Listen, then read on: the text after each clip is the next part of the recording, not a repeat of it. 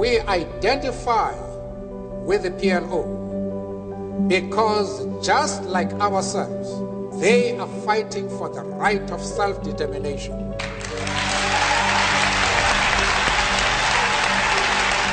So why is Israel called an apartheid state?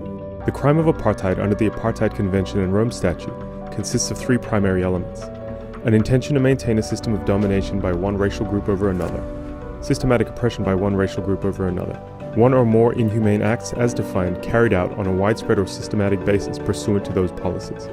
Inhumane acts included in both the International Apartheid Convention and the Rome Statute include forcible transfer, expropriation of landed property, creation of separate reserves and ghettos, the right to leave and to return to their country, and the right to a nationality, welcome to life for Palestinians in Israel and the occupied Palestinian territories. In addition, the Rome Statute describes the crime against humanity of persecution as the intentional and severe deprivation of fundamental rights contrary to international law by reason of the identity of the group or collectivity, including on racial, national, or ethnic grounds. Since the foundation of the State of Israel, via the ethnic cleansing of up to 300,000 Palestinians from their ancestral homelands by Zionist militias in the 1948 Nakba, or catastrophe, and Israel's subsequent occupation of further territory after the 1967 war, there are now two groups in Israel and the occupied Palestinian territories: Jewish Israelis and Palestinians, ruled by a primary sovereign, the Israeli government. A stated aim of this government is to ensure that Jewish Israelis maintain domination across Israel and the occupied territories.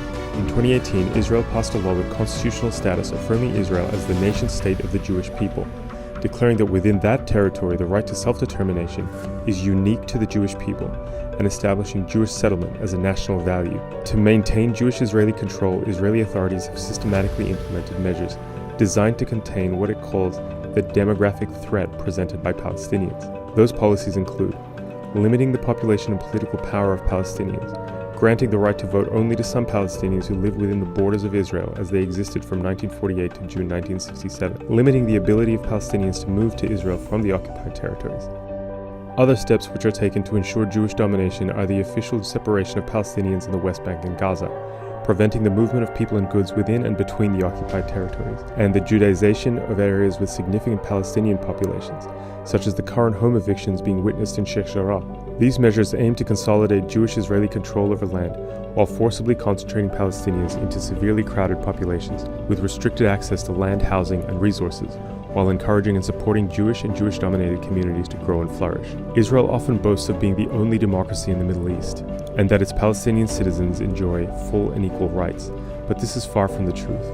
Palestinians are subject to completely separate and unequal treatment compared to Jewish-Israeli settlers. In the occupied West Bank, Palestinians are subject to a brutal system of military law and segregation. In the Gaza Strip, Palestinians live in the largest open-air prison on earth. In annexed East Jerusalem, occupied territory under international law, Palestinians have an inferior legal status that weakens their residency rights, allowing them to be forcibly evicted from their homes, while Palestinians in Israel, but not the occupied territories, have the right to vote and participate in Israeli elections. These rights still do not help them overcome systemic discrimination. Allegations of apartheid grew further following Israel's construction of the West Bank barrier. Israel continues to punish Palestinians in the occupied territories with a number of ongoing abuses. Severe restrictions on the movement of 4.7 million Palestinians, confiscation of land, harsh conditions including the denial of building permits, the denial of residency rights to hundreds of thousands of Palestinians and their relatives, the suspension of basic civil rights such as freedom of assembly and association. On top of this system of control comes the war crimes committed as Israel has routinely attacked Gaza under the guise of fighting terrorism. In recent weeks, public opinion has shifted radically as home evictions in Sheikh Jarrah and Israel's attacks on Gaza have illustrated the brutality of Israel's system of control over the Palestinian people. The question is, how long can it continue?